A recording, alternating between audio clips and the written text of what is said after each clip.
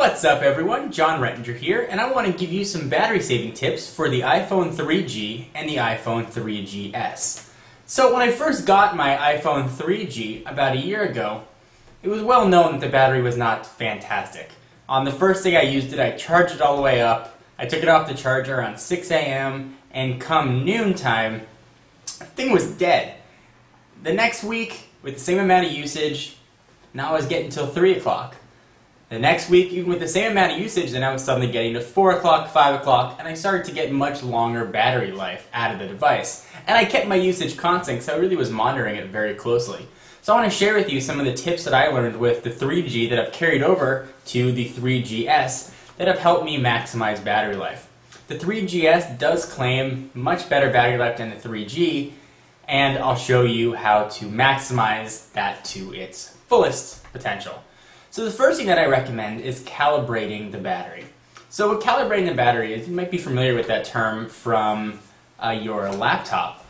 So when you use your device, essentially you have a memory meter in the upper right hand corner. Either you're displaying the number or a visual representation. But that visual representation might not always be so accurate. Essentially what the phone needs is a reference point. And what calibrating does, it gives it an accurate reference point. It updates it. So the reference point that was in there when the phone was shipped was accurate, but a few days or weeks or even months later, that reference point may have shifted. So while your phone says you have 20% battery left, you in fact may have 30, 40%, or even 10% left. So to calibrate your battery and give you a more accurate sense of what you have, it's very easy to do. First, back up your phone just in case. Use it until it dies. Wait till you get the 20% warning, the 10% warning, and then the thing will just shut off. Take your phone, plug it into the wall, and let it sit for a good 8, 9, 10 hours, up to 12 hours if you can.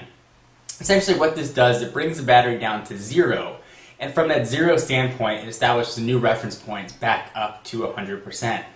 These new battery technologies don't really have memory, or at least you're not supposed to, but I have found that battery conditioning can also really help lengthen the life of the battery. And what all that means is just use your phone. You'll see that the first day you use your 3GS or your new 3G, that your battery life isn't going to be fantastic. Don't get discouraged. Keep using the phone, use it, charge it like you normally would, and your battery life will increase. I've had the 3GS now for, well, exactly a week, and my battery life has already increased drastically. And I expect that to continue probably the next 2 to 3 weeks.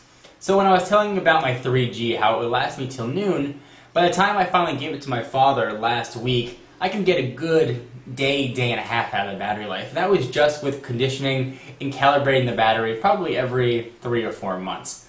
So I hope that was helpful. Let me show you some other battery tips, saving tips you can do right on the phone. So let's go ahead and take a look down. So here is the iPhone 3GS, and these tips will work on the first gen iPhone and the 3G.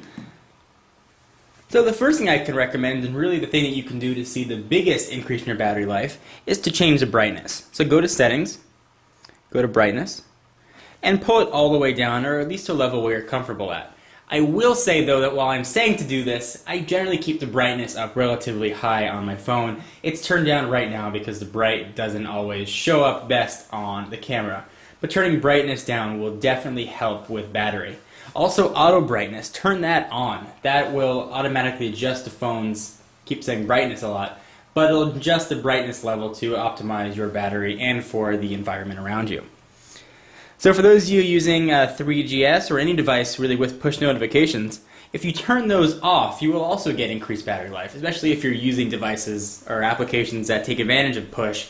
That does take some battery life. It's not drastic, but it is a little bit of an increase that you can get. The next thing is Wi-Fi.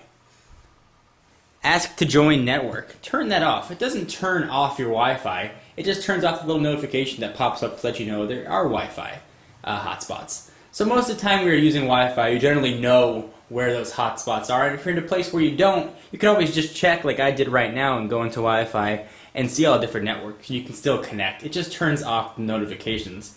Really just some simple steps. The next thing, if you're like me, you use speakerphone quite a bit. When you're using speakerphone, hit the top button. That'll turn off the screen. You can still use the speaker just as you would before. Definitely, I think, helps with battery saving because you don't have to light up the screen. So guys, hope you enjoyed. I want to give you just some real simple, easy tips to help maximize your iPhone's battery life. If I missed some tips that maybe you've come up with, leave them in the comments.